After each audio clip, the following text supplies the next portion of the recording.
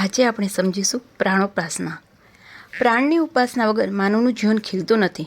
પ્રાણની ઉપાસના તેના વ્યક્તિ જીવનને, કુટુંબ જીવનને, સમાજ જીવનને કે રાષ્ટ્ર જીવનને પ્રાણવાન બનાવે છે. ટૂંકમાં કહેવું હોય તો આ સમગ્ર સૃષ્ટિ પ્રાણવાન લોકો માટે છે. વીર ભૌમ્યા વસુંધરા. નિષ્પ્રાણ લોકો કોઈ જ કાર્ય પાર પાડી શકતા નથી. એટલું જ નહીં પણ તેમનું અસ્તિત્વ આ પૃથ્વી પર બોજારૂપ બની રહે છે. આપણા જીવનને, કાર્યને કે આપણા સમાજને પ્રાણવાન બનાવવાને માટે ઋષિઓએ પંચ પ્રાણની ઉપાસના કહી છે.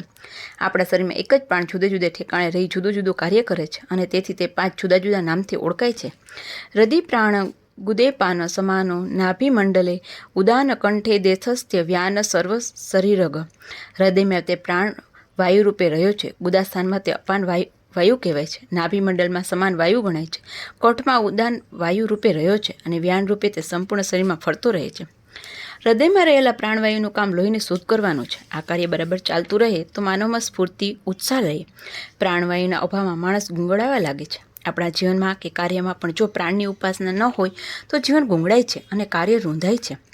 જીવનમાં પ્રાણની ઉપાસના એટલે પ્રાણવાન વિચારોની ઉપાસના. નિષેધાત્મક વિચારો જીવનને હણી નાખે છે. તેનાથી માનવ નિરાશાવાદી અને નાસ્તિક બને છે. તે સતત લઘુતા ગ્રંથિથી પીડાતો રહે છે. આથી ઉલટું પ્રાણવાન અને વિધાયક વિચારો તેનામાં આશાનો સંચાર કરે છે. આવો માનવ કદી શ્રદ્ધા ખોતો નથી તેમજ નિરાશ બનતો નથી. તેને પોતાના માટે આત્મગૌરવ હોય છે. જીવનની ઉજળી બાજુને જોવા તેની દ્રષ્ટિ કેળવાયેલી હોય છે.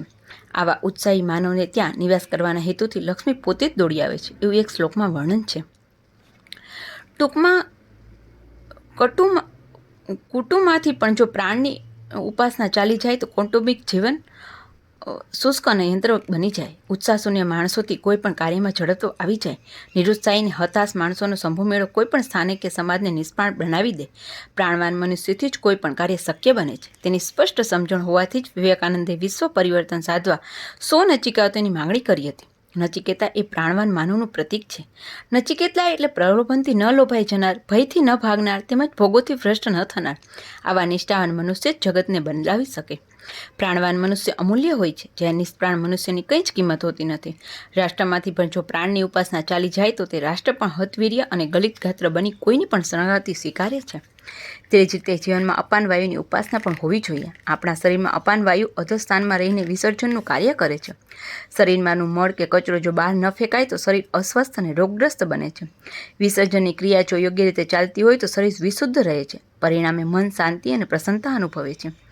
એવરી ડિસ્ચાર્જ ગીવ પ્લેઝર એ સંદર્ભમાં પણ ત્યાગાતા શાંતિ નિરંતરમ એ ગીતા વાક્ય સમજવા જેવું છે. જીવનમાંથી પણ નકામી વાતો ફેંકતા આવડવી જોઈએ.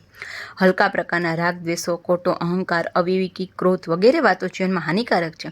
આવી વાતોને ત્યાજ્ય ગણી દૂર કરવી જોઈએ. કુટુંબ, સમાજ, રાષ્ટ્ર કે પ્રભુ કાર્યમાં પણ મનની સંકુચિતતા, બુદ્ધિની જડતા, દ્રષ્ટિનો પૂર્વગ્રહ બાધક નીવડે છે. આવી વાતોનું વહેલી તકે વિસર્જન થાય તો જ કાર્ય સિદ્ધિ થાય અને કાર્યકરો માનસિક શાંતિ અને પ્રસન્નતા અનુભવે. આ રીતે અપાન વાયુની ઉપાસના પણ કાર્યસિદ્ધિમાં ખૂબ જ મોટો ભાગ ભજવે છે. સમાન વાયુની ઉપાસના પણ તેટલી જ મહત્વની છે. આપણા શરીરમાં સમાન વાયુ નાભિસ્થાનમાં રહી કફ, વાત અને પિત્તનું સમત્વ જાળવે છે. શરીર સ્વાસ્થ્યની નજરે તે ઘણું જ મહત્વનું છે. જીવનમાં પણ આપણે સમૃદ્ધિ કેળવવી જોઈએ. ગીતાકાર કહે છે સમત્વમ યોગ્ય ઉચ્યતે. સુખ દુઃખ, લાભ હાનિ, જય પરાજય, યશ અપયશ, સફળતા નિષ્ફળતાના બારમાં સમૃદ્ધિને કેળવી એ જ ખરો યોગ છે.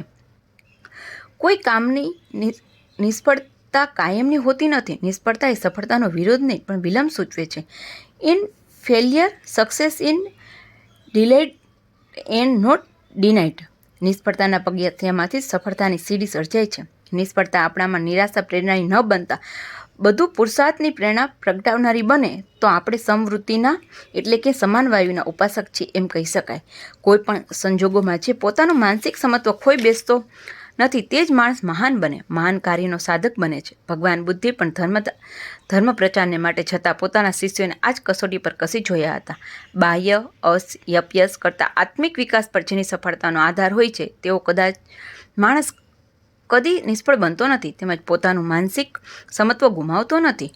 કંઠમાં રહેલો ઉદાન વાયુ ભાવોને વ્યક્ત કરવાનું કામ કરે છે. આપણને છીંક કાં તો ઓડકાર આ વાયુને કારણે આવે છે. છીંક અને ઓડકાર બંને રાહત આપનારા હોય છે. તેવી રીતે બીજા માનવ પ્રત્યેના આપણા મનોભાવનું પ્રગટીકરણ આપણને તેમજ સામેની વ્યક્તિને રાહત આપનારું બની રહે છે.